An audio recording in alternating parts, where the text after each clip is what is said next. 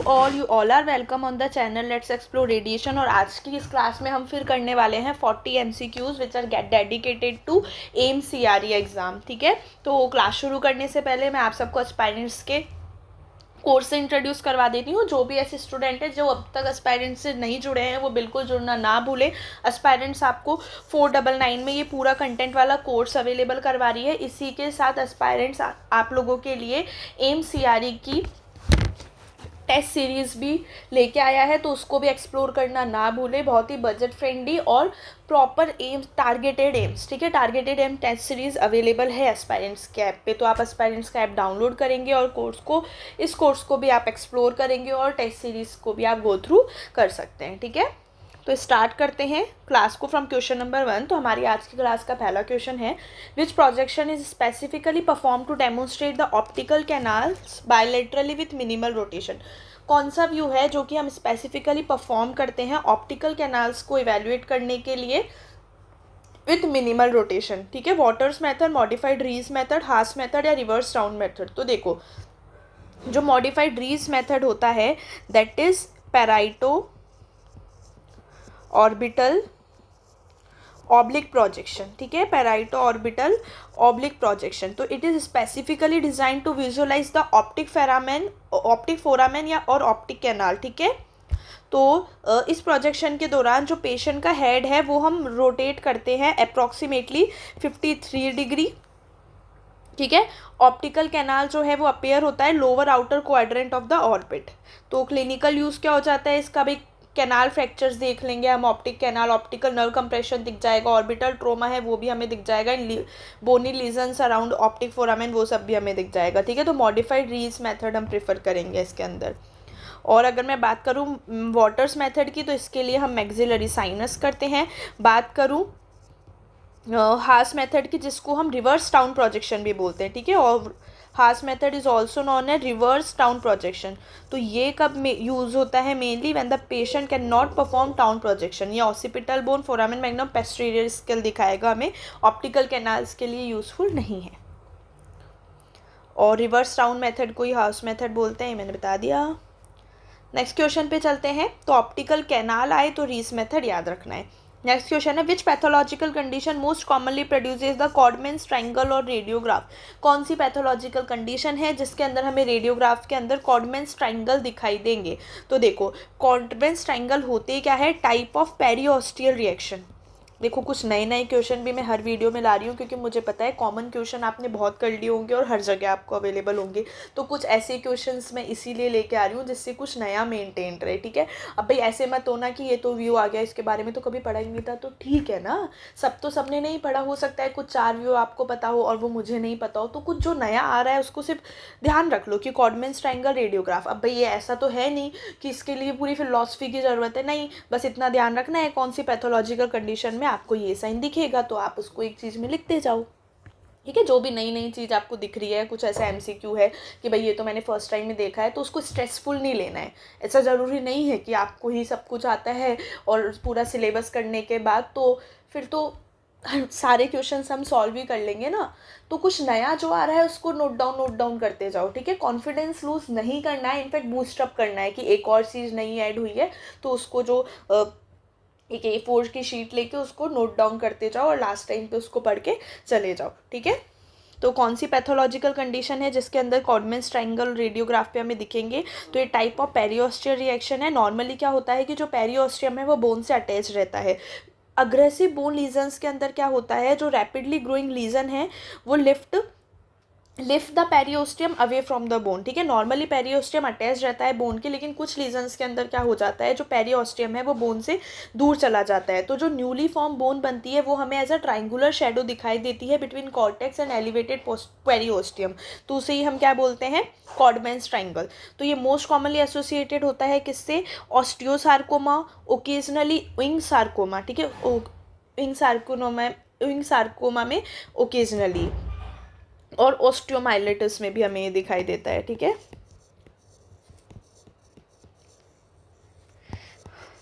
Occasionally and also ओस्टियोमाइलिटिस में हमें ऐसा दिख जाएगा। ठीक है, कि क्या हो गया भाई, जो पेरियोस्टियम है वो बोन से अलग हो गई ऐसी कंडीशंस में। तो नेक्स्ट क्वेश्चन पे चलते हैं। अच्छा, और ऑस्टियोसार्कोमा के बारे में एक चीज़ और याद रखना, most common primary malignant bone tumour, ठीक है, most common primary malignant bone tumour, tumour का मोस्ट कॉमन ट्यूमर है ये। और टिपिकल जो एज है इसकी वो 10 से 20 साल के में एज ग्रुप में हो जाती है। नेक्स्ट क्वेश्चन पे चलते हैं। इन city which post processing technique is most useful for evaluating vascular stenosis. CT scan के अंदर कौन सी पोस्ट प्रोसेसिंग टेक्निक है जो सबसे ज़्यादा यूजफुल रहेगी वेस्कुलर स्टेनोसिस को इवेल्युएट करने के लिए? Average intensity projection, curve planar reformation, surface shaded display या मिनेपी? तो देखो, तो अगर ये बात करें कौन सी वेस्कुलर स्टेनोसिस को इवेल्युएट करने के लिए, तो देखो ब्लड वेजल्स जो होती है वो कर्व्ड होती है, तो जो कर्व प्लानर रिफॉर्मेशन है वो रिकंस्ट्रक्ट कर देता है वेजल को along its entire curve course into 1 mm। तो ये इसके क्या होगा, degree of stenosis, plaques, vessel lumen और जो मुड़ी हुई सी आर्टरीज होगी वो सब हमें दिख पाएगी। तो कर्व प्लानर रिफॉर्मेशन इसको हम कॉमनली यूज़ करते हैं, अगर किसी ने नहीं सुना हो तो बता देती हूँ। कॉमनली हम इसको यूज़ कर लेते हैं कोरोनरी सीटीए में और कैरोटिड में और पेरिफेरल एंजियोग्राफी में, ठीक है। नेक्स्ट क्वेश्चन पे चलते हैं। Which MRI sequence is most useful for evaluating articular cartilage defect? कौन सा एमआरआई सीक्वेंस है जो कि सबसे ज़्यादा यूजफुल रहेगा आर्टिकुलर कार्टिलेज डिफेक्ट को इवेल्युएट करने के लिए? T1 spin echo, 3D gradient echo, cartilage sequence, STIR या फिर फ्लेयर? तो अगर मैं बात करूं एमआरआई सीक्वेंस की, तो जो 3D gradient echo cartilage sequence है ये मोस्ट यूजफुल रहेगा आर्टिकुलर कार्टिलेज डिफेक्ट को इवेल्युएट करने के लिए, क्योंकि भाई रूटीन एमआरआई जो है, देखो आर्टिकुलर कार्टिलेज क्या होता है, बहुत ही ज़्यादा थिन होता है, तो जो रूटीन एमआरआई है वो मे मिस टिनी डिफेक्ट्स, बट जो 3D ग्रेडियंट इको सीक्वेंस है वो हमें थिन स्लाइसेस प्रोवाइड करवाएगी, स्पेक्चर रिजोल्यूशन अच्छा रखेगी और excellent cartilage to fluid contrast हमें दिखेगा, ठीक है। तो इसका आंसर क्या हो जाएगा, option number B. Next question पे चलते हैं। Which examination is most appropriate for detecting acute gastrointestinal bleeding using nuclear medicine? आपको न्यूक्लियर मेडिसिन मेथड मतलब न्यूक्लियर मेडिसिन इमेजिंग में गैस्ट्रोइंटेस्टाइनल ब्लीडिंग को डिटेक्ट करना है तो कौन सा स्कैन हम प्रेफर करेंगे? HIDA, tagged RBC scan, bone scan या थायराइड स्कैन? तो देखो tagged RBC scan, tagged RBC scan एक न्यूक्लियर मेडिसिन स्टडी है जिसके अंदर जो पेशेंट का रेड ब्लड सेल्स है उसको हम लेबल्ड करते हैं किससे, टेक्नीशियम 99M से, और उसके बाद उसको री इंजेक्ट करते हैं ब्लड स्ट्रीम के अंदर। अगर कोई एक्टिव गैस्ट्रोइंटेस्टाइनल ब्लीडिंग होगी तो जो लेबल्ड RBC है वो ब्लड वेजल से लीक आउट हो जाएगा और अक्यूमुलेट हो जाएगा ब्लीडिंग साइट पे, तो हमें डिटेक्ट हो जाएगी सीरियल इमेजेस के अंदर, ठीक है।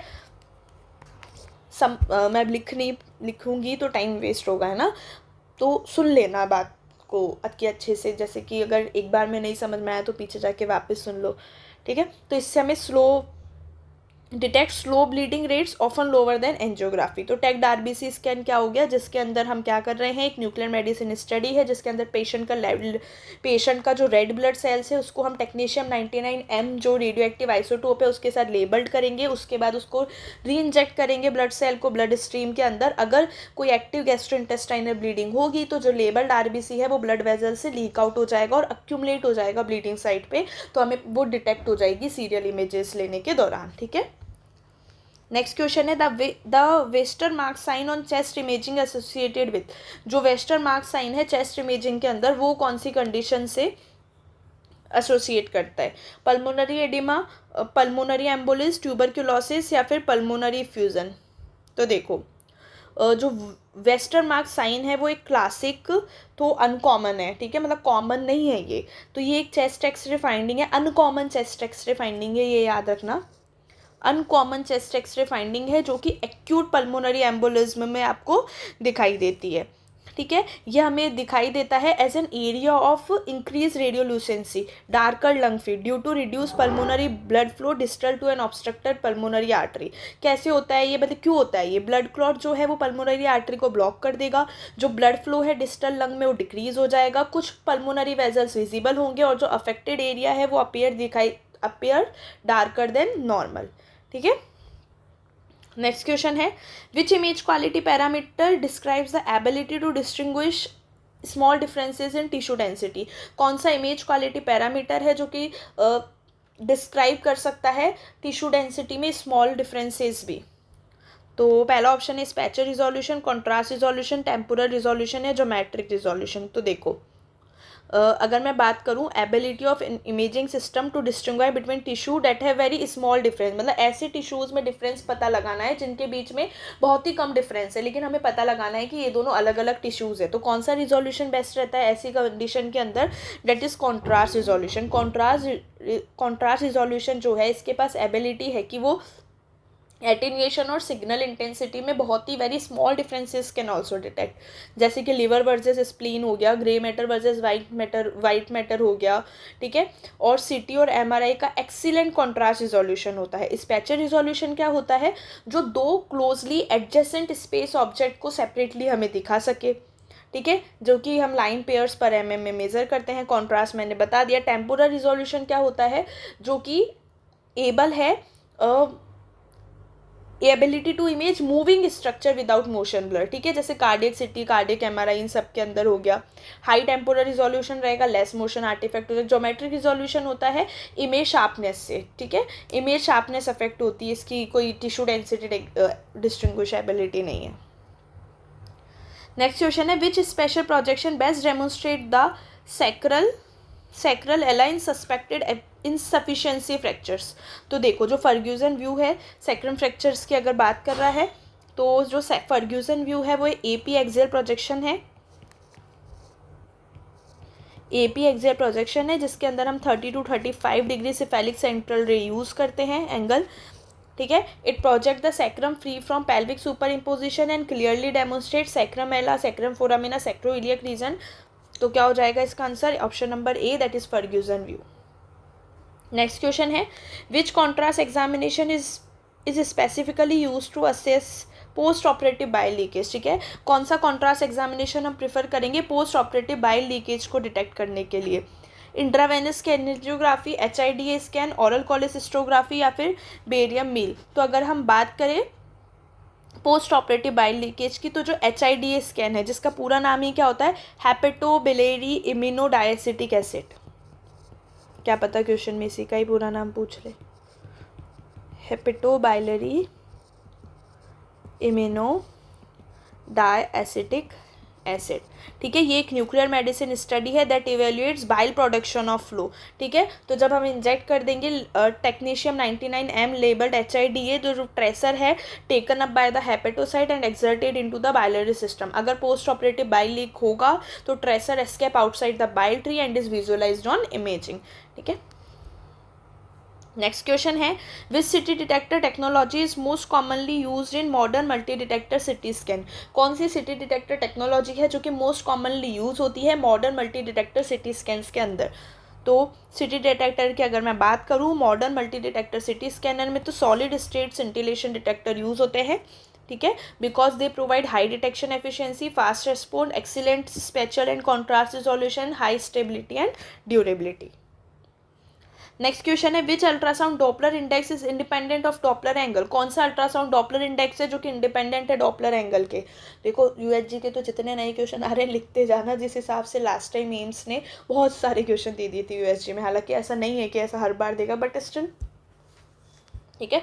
तो भाई जो अल्ट्रासाउंड डॉपलर की बात कर रहा है ये कि कौन सा अल्ट्रासाउंड डॉपलर इंडेक्स है जो कि इंडिपेंडेंट होगा डॉपलर एंगल के? तो देखो जो पल्सेटिलिटी इंडेक्स होता है जो कि एक डॉपलर डिराइव्ड पैरामीटर है that reflects down stream vascular resistance and does not depend on the Doppler angle because it uses a ratio of velocity, ठीक है, क्योंकि ये क्या कर रहा है वेलोसिटीज़ के रेशो यूज़ कर रहा है, तो एंगल से इसका कोई लेना देना नहीं है, because it uses ratio of velocity. Formula क्या हो जाता है पल्सेटिलिटी इंडेक्स का? Peak systolic velocity minus and diastolic velocity upon mean velocity, ठीक है। ये जो तीनों वैल्यूज है वो ऑब्टेन्ड होगी सेम डॉपलर वेव फॉर्म से, the angle dependent component cancels out. Clinical uses कहाँ हो जाते हैं इसके, कैरोटिड आर्टरी के एवेल्युएशन में, अम्बलाइकल आर्टरी डॉपलर प्रेगनेंसी के अंदर, renal artery assessment, cerebral circulation study. अगर हाई पल्सेटिलिटी इंडेक्स है तो वो मतलब ये इंडिकेट करेगा कि भाई वस्कुलर रेजिस्टेंस बढ़ा हुआ है, जबकि लो पीआई होगा तो रेजिस्टेंस डिक्रीज हो जाएगा। तो क्या हो जाएगा इसका आंसर, ऑप्शन नंबर बी।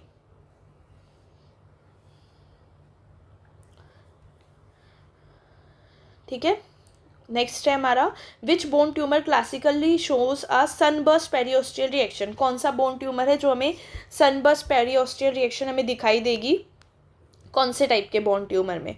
तो देखो सनबर्स्ट का मतलब क्या हो जाता है, सन रे, ठीक है, सन रे की जैसी पेरियोस्टियल रिएक्शन ये हमें कब दिखाई देगी, जब aggressive bone tumour grows rapidly causing new bone to form perpendicular to the cortex.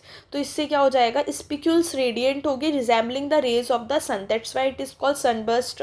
ठीक है, तो ऐसा किस में होता है, ऑस्टियोसार्कोमा में। ऑस्टियोसार्कोमा जो कि most common primary malignant bone tumour है, कॉमन एज 10 to 20 ईयर्स है। इसकी जो टिपिकल साइट्स होती है वो होती है distal femur, proximal tibia and proximal humerus.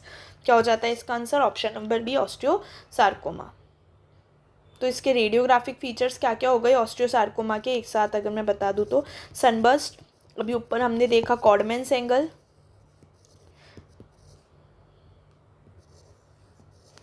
ठीक है। नेक्स्ट क्वेश्चन पे चलते हैं, which positioning method is preferred to evaluate the intercondylar eminence without excessive knee flexion. बिना मतलब ज़्यादा नी फ्लेक्शन करे कौन सा हम पोजिशन प्रेफर करेंगे इंटरकोंडाइलर फोसा को इवेल्युएट करने के लिए। तो देखो जो कैन कॉन्वेंट्री मेथड है ये एक एपी एक्सियल प्रोजेक्शन है नी का, use to visualise intercondylar fossa and intercondylar eminence unlike the Holmblad method. Holmblad method में क्या है कि इसको अनलाइक द होमबेंड मेथड, मतलब होमबेंड मेथड में फ्लेक्शन ज़्यादा चाहिए होता है, और ये बोल रहा है विदाउट एक्सेसिव नी फ्लेक्शन। तो इसमें हमें नी को ज़्यादा फ्लेक्स करने की नीड नहीं है, 40 to 50 degree, making it suitable for patient with trauma और लिमिटेड मोबिलिटी। ठीक है, नेक्स्ट क्वेश्चन है नेक्स्ट क्वेश्चन है, which MRI safety concern is greatest in patient with intracranial aneurysm clips of unknown composition.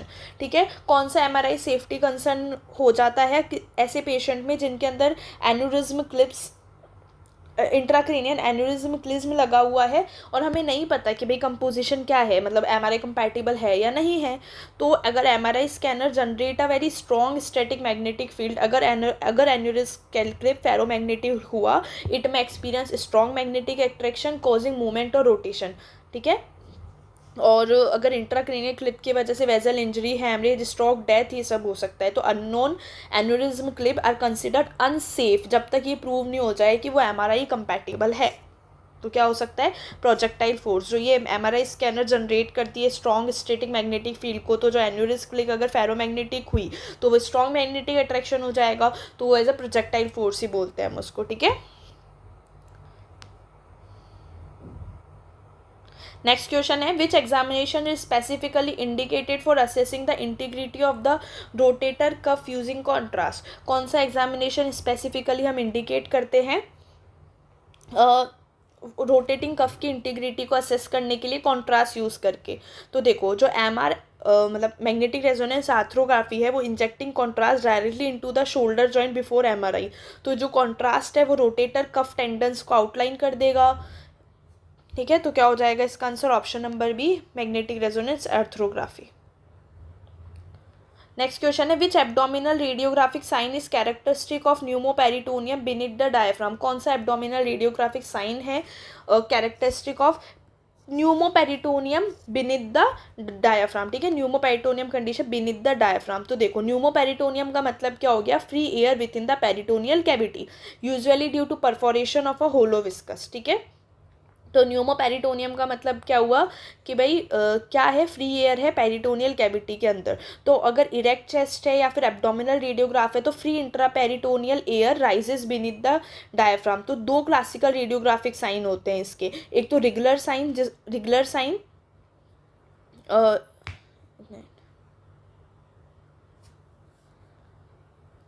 ठीक है, regular sign, और regular sign का ही दूसरा नाम है डबल वॉल्ड साइन। तो इसका आंसर क्या हो जाएगा, both A and C. Common causes हो जाती है न्यूमोपेरिटोनियम की, अगर परफोरेटेड पेप्टिक अल्सर हो गए, परफोरेटेड बॉवल है, एब्डोमिनल ट्रोमा है, पोस्ट ऑपरेटिव फ्री एयर रह गई। ठीक है, तो इसका आंसर क्या हो जाएगा, option number D, both A and C. Regular sign का ही दूसरा नाम है डबल वॉल साइन। ठीक है, normally only the inner wall of the bowel is, normally क्या होती है, हमें बॉल की इनर वॉल ही विजिबल होती है, क्योंकि जो आउटर लेयर, आउटर वॉल है वो सॉफ्ट टिश्यू से सराउंड होती है। जब फ्री एयर प्रेजेंट होगी आउटसाइड द बॉवल तो दोनों के साइड से हमें दिखाई देगी, इसलिए हम इसको क्या बोलते हैं, डबल वॉल साइन भी। नेक्स्ट क्वेश्चन है, which digital image characteristic allow post processing without repeating the exposure. कौन सी डिजिटल इमेजिंग का कैरेक्टरिस्टिक है जो कि पोस्ट प्रोसेसिंग अलाउ करेगा एक्सपोजर को बिना रिपीट किए। तो क्या हो जाएगा इसका answer, digital radiography CR and DR has a wide dynamic range. ठीक है, वाइड एक्सपोजर लैटिट्यूड होता है। इसका मतलब क्या हो गया, detector can accurately record images over a broad range of X ray exposure allowing adjustment after image acquisition. तो इसका आंसर क्या हो जाएगा, option number B, that is wide dynamic range. Next question है, which CT examination is considered the investigation of choice for urinary calculi without contrast administration. मुझे urinary calculi का investigation करना है सिटी मॉडलिटी यूज़ करके बिना contrast administration के, तो हम क्या प्रेफर करेंगे।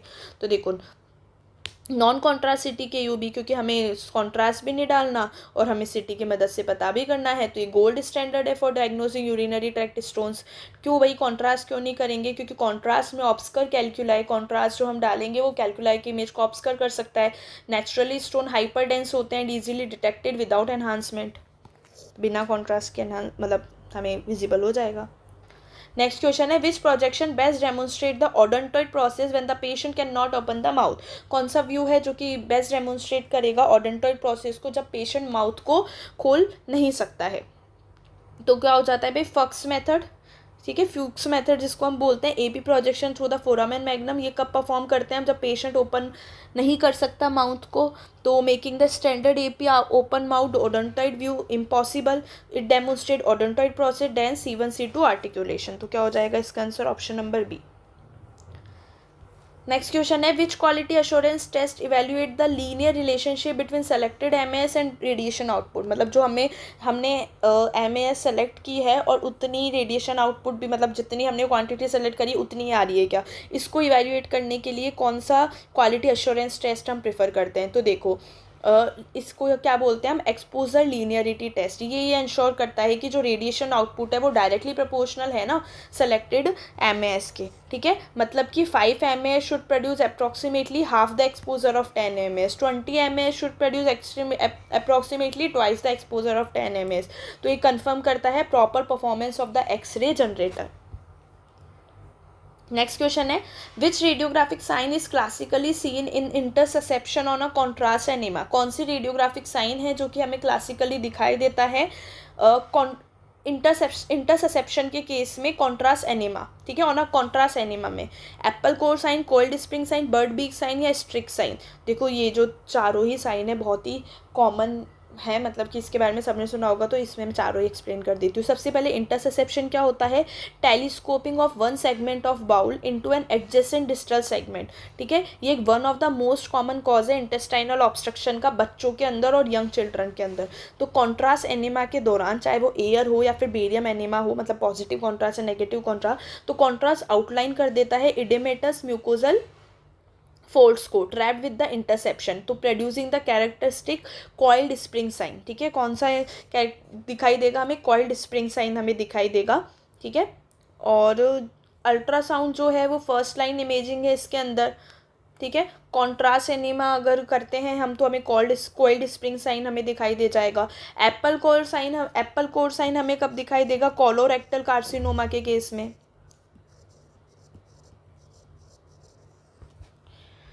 ठीक है,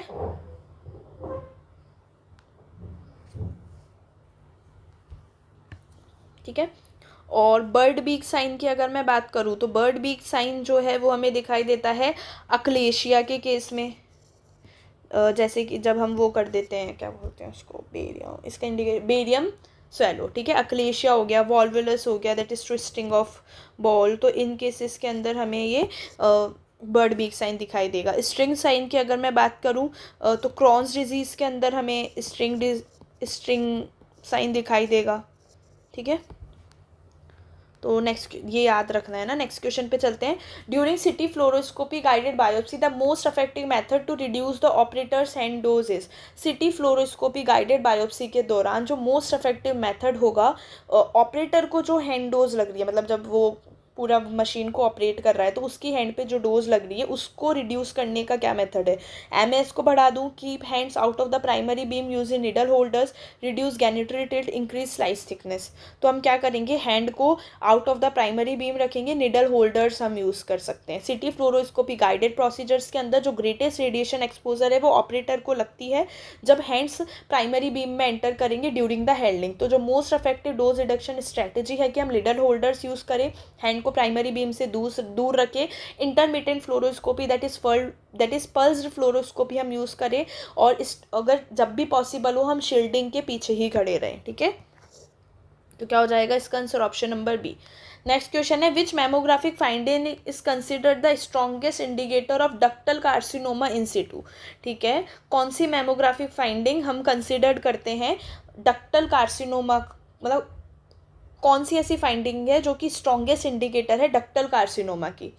ठीक है, पहला ऑप्शन क्या है, coarse popcorn calcification, cluster pleomorphic microcalcification, oil cyst, या स्किन थिकनिंग ऑयली ओनली। तो क्या हो जाएगा इसका आंसर, देखो डक्टल कार्सिनोमा इंसिटू एक नॉन इन्वेसिव ब्रेस्ट कैंसर है जो कि डक्ट्स में ही कन्फाइंड रहता है, ठीक है, लोकल रीजन डक्ट्स में ही रहता है। जो मोस्ट इंपॉर्टेंट मैमोग्राफिक फाइंडिंग है इसकी वो है क्लस्टर प्लियोमॉर्फिक माइक्रो कैल्सिफिकेशन। ठीक है, या तो लीनियर होंगे या ब्रांचिंग होगी, इरेगुलर होगा शेप और साइज में। ये जो कैल्सिफिकेशन है result from the necrotic tumour cell within the ducts. तो इसका आंसर क्या हो जाएगा, option number B. Next question पे चलते हैं, which ultrasound artefact is responsible for duplicate image appear deeper than the actual structure. भाई जहाँ डुप्लीकेट इमेज आ गया वहाँ ऑप्शन से ही पता पड़ गया होगा। Mirror image, ring down, speckle, slice thickness. तो बिल्कुल भाई मिरर इमेज आर्टिफैक्ट कब होता है, जब अल्ट्रासाउंड बीम रिफ्लेक्ट करेगी फ्रॉम अ स्ट्रॉन्ग रिफ्लेक्टर जैसे कि डायाफ्राम, ठीक है, causing echoes to travel to a longer path before returning to the transducer. ये तो क्या हो जाएगा इसका आंसर, मिरर इमेज। देखो कॉमन एग्जांपल हो जाता है, लिवर डुप्लीकेट हो जाएगा above the diaphragm, spleen duplicate हो जाएगी अक्रॉस द डायाफ्राम, तो हमें दो दो दिखाई देगी, ठीक है, तो that is mirror image artefact.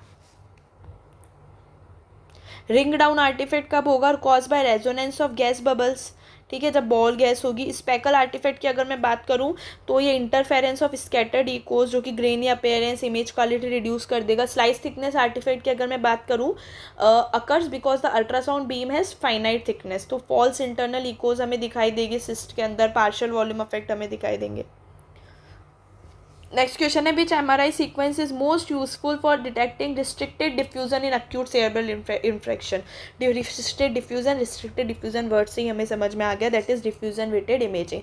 ये मोस्ट सेंसिटिव एमआरआई सीक्वेंस है for detecting acute ischaemic stroke often within minutes.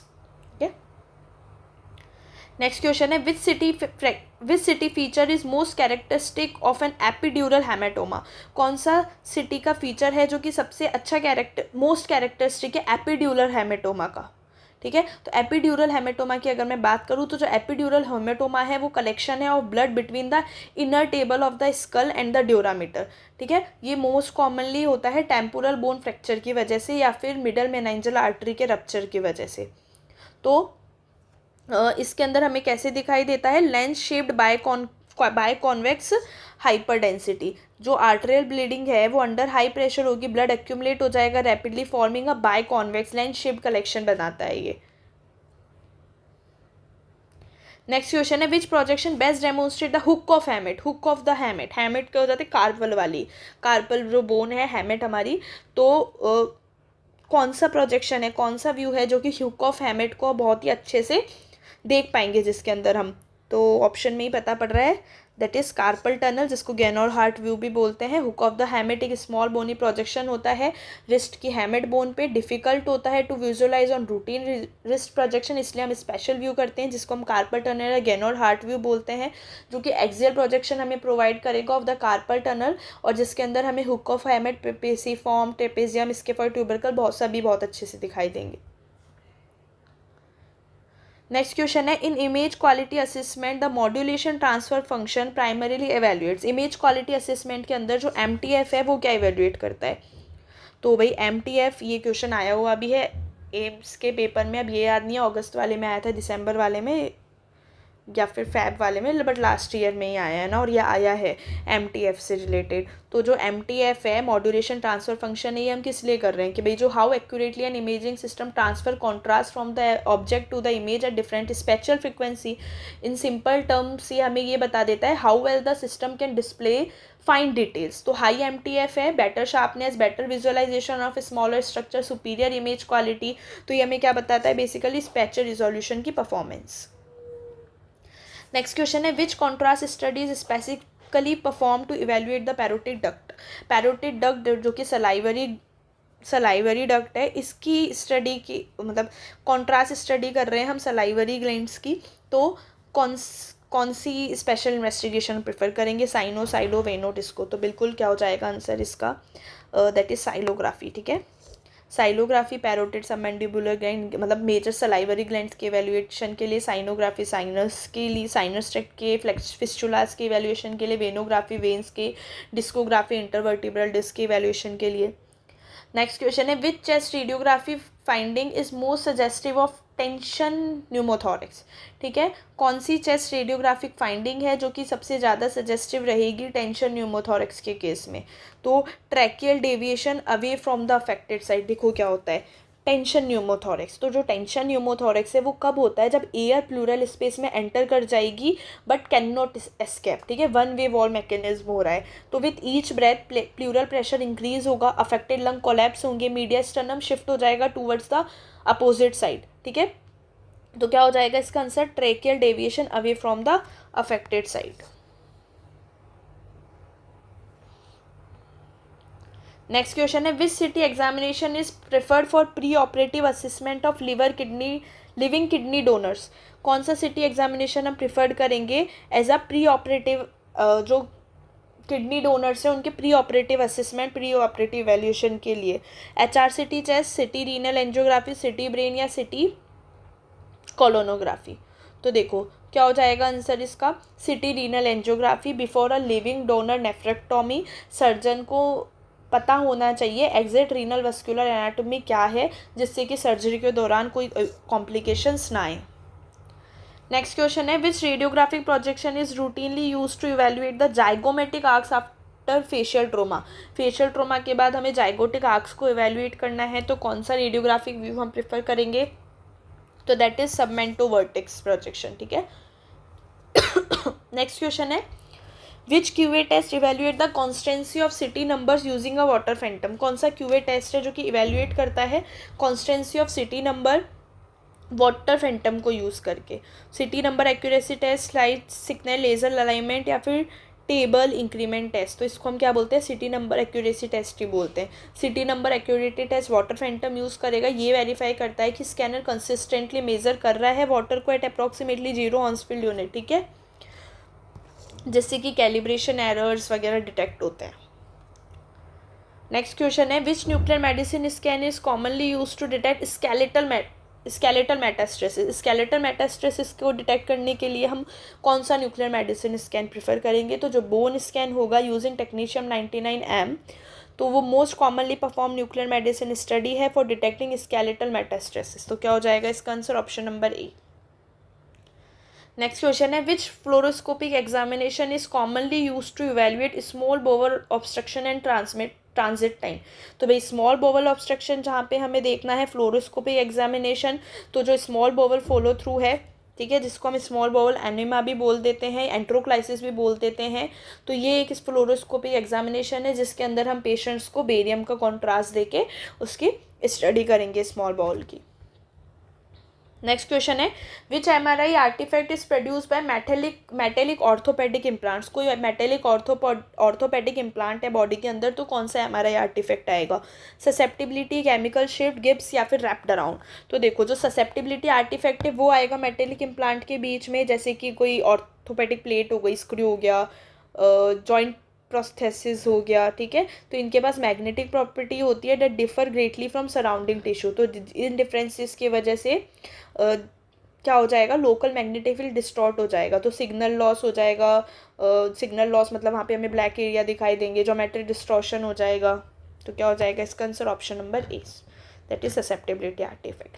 Next question है which pelvic projection best demonstrate the pelvic inlet in trauma patient. कौन सा pelvic view है जो कि best demonstrate करेगा pelvic inlet in trauma patients. ठीक है, तो पेल्विक इनलेट व्यू एक एपी एक्सियल प्रोजेक्शन है with approximately 40 degree caudal tube angulation. ठीक है, तो भाई यही होगा पेल्विक का इनलेट व्यू. जब हमें ट्रोमा से इनलेट ही पेल्विक इनलेट ही डेमोन्स्ट्रेट करना है तो इसको बोलते ही हम इनलेट व्यू है, जिसके अंदर हम 40 डिग्री कॉर्डल सेंट्रल रे एंगल देते हैं, जिसके अंदर हमें जो पेल्विक रिंग जो है वो अच्छे से अबाव से दिखाई देगी. तो हमें इसमें anterior posterior displacement, pelvic ring fracture, ये सब हमें बड़े ही अच्छे से दिखाई देगा. नेक्स्ट क्वेश्चन है which digital image processing technique specifically improves local contrast without changing overall brightness. कौन सी डिजिटल इमेजिंग प्रोसेसिंग टेक्निक है जो कि जो कि स्पेसिफिकली इम्प्रूव करेगी लोकल कॉन्ट्रास्ट को ओवरऑल ब्राइटनेस चेंज किए बिना. तो क्या हो जाएगा आंसर इसका unsharp masking, adaptive histogram equalization, grey scale inversion, image interpolation. क्या बोल रहा है ये कि लोकल कॉन्ट्रास्ट इंप्रूव करेगी ओवरऑल ब्राइटनेस को चेंज किए बिना. तो देखो अडेप्टिव हिस्टोग्राम इक्वलाइजेशन जो है वो एक advance digital imaging processing technique है जो कि लोकल कॉन्ट्रास्ट को तो एनहांस कर देता है by applying histogram equalisation to small regions of the image rather than the whole image. तो इससे बेनिफिट क्या हो जाता है कि ओवरऑल ब्राइटनेस चेंज नहीं हो रही है और जो हमें लोकल कॉन्ट्रास्ट है पर्टिकुलर जगह का वो इंक्रीज हो गया है. ठीक है, अच्छा अनशार्प मास्किंग का पर्पस तो होता है एज एनहांसमेंट. और अगर मैं बात करूँ अडेप्टिव का हमने देख लिया. अगर हमें लोकल कॉन्ट्रास्ट एनहांसमेंट करना है तो हमें सबटल पैथोलॉजी बहुत ही बेटर दिखाई देगी इसमें. ग्रे स्केल इन्वर्जन की अगर मैं बात करूँ तो सिंपली रिवर्स, मतलब ब्लैक बिकम वाइट और वाइट बिकम्स ब्लैक. तो use according to radiologist preference. ठीक है, इम्प्रूव कॉन्ट्रास्ट नहीं करता है ये. और इमेज इंटरपोलेशन की अगर मैं बात करूँ तो ये तो जब हम एनलार्ज करेंगे इमेज को, जूम करेंगे, एस्टिमेटेड पिक्सल्स ऐड कर देगा. ये does not enhance local contrast. ठीक है, नेक्स्ट क्वेश्चन है which examination is specifically indicated to evaluate postoperative cerebrospinal fluid leakage from the nose. Okay, देखो क्या बोल रहा है, कौन सा एग्जामिनेशन हम प्रिफर करेंगे. पोस्ट ऑपरेटिव CSF लीकेज तो नहीं हो रहा नोज से.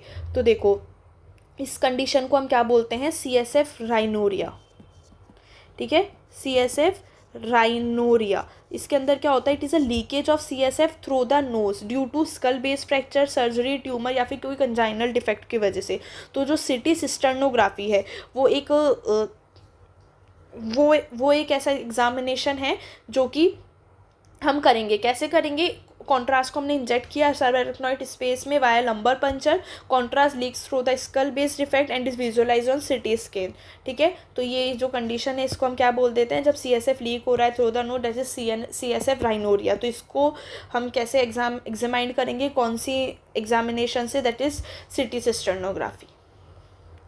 नेक्स्ट और जो लास्ट क्वेश्चन है आज की क्लास का वो है which pathology classically demonstrate a soap bubble appearance on a plain radiograph. कौन सी ऐसी पैथोलॉजी या कौन सी ऐसी डिजीज़ है जिसमें हमें प्लेन रेडियोग्राफ के अंदर सोप बबल, ठीक है, मतलब क्लासिकली डेमोन्स्ट्रेट करेगा soap bubble appearance. Soap bubble radiographic sign हमें दिखाई देगा प्लेन रेडियोग्राफ के अंदर.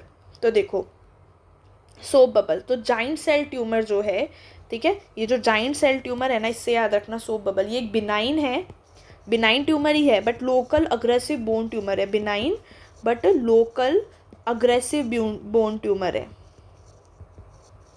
जो कि टिपिकली 20 to 40 ईयर्स वाली एज में होता है. डिस्टल फीमर में जो मोस्ट जो कॉमन साइट है इसकी वो है, देखो डिस्टल फीमर, प्रॉक्सिमल टीबिया और डिस्टल रेडियस. तो इसी का ही रेडियोग्राफिक फीचर है कि हमें